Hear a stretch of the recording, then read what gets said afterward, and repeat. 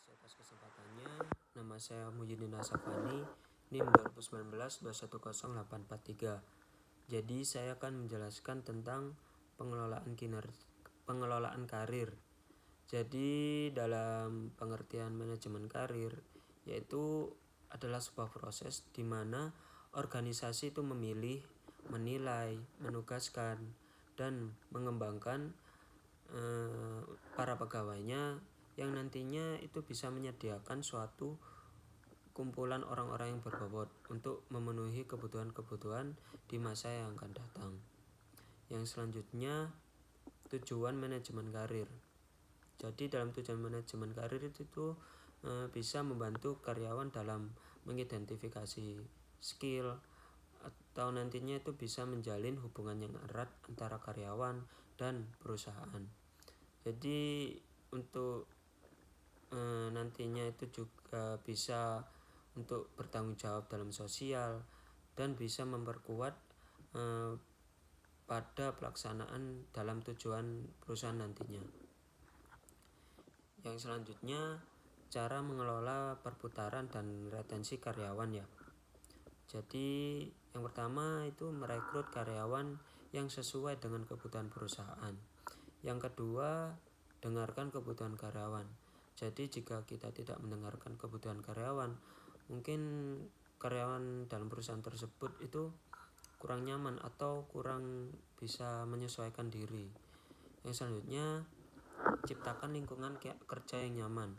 Jadi jika kita tidak menciptakan lingkungan kerja yang nyaman, mungkin kita dan karyawan kita itu tidak akan saling nyaman untuk saat bertemu atau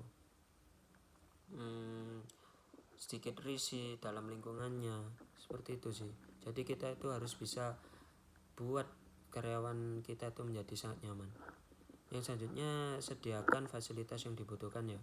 Jadi jika kita tidak menyediakan fasilitas yang dibutuhkan, mungkin kinerja karyawan kita mungkin akan terhambat, dan dalam kinerja perusahaan kita itu juga akan terhambat juga. Yang selanjutnya, jangan lupa memberikan reward.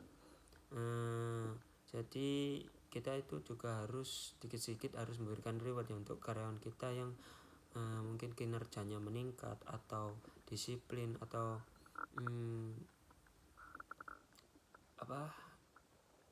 karyawan kita mendapat inovasi baru, seperti itu sih. Dan selanjutnya, berikan kesempatan karyawan untuk mengembangkan diri. Dan kita itu juga harus memberi kesempatan karyawan untuk mengembangkan diri, karena jika kita bisa memberi kesempatan pada karyawan kita mungkin bisa memperluas inovasi perusahaan kita, atau dapat meningkatkan perusahaan kita menjadi lebih baik, seperti itu sih. Yang selanjutnya, evaluasi hasil kinerja. Jadi kita itu juga harus melakukan evaluasi kinerja pada karyawan kita, agar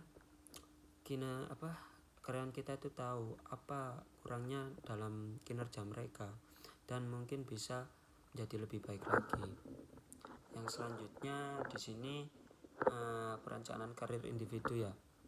Jadi dalam perencanaan karir individu itu atau career planning itu merupakan perencanaan karir yang lebih berfokus pada karir individu daripada dalam kebutuhan organisasi. Jadi perencanaan ini tuh dilakukan oleh suatu karyawan sendiri dengan menganalisa tujuan dan keterampilan dirinya sendiri. Terima kasih. Assalamualaikum warahmatullahi wabarakatuh.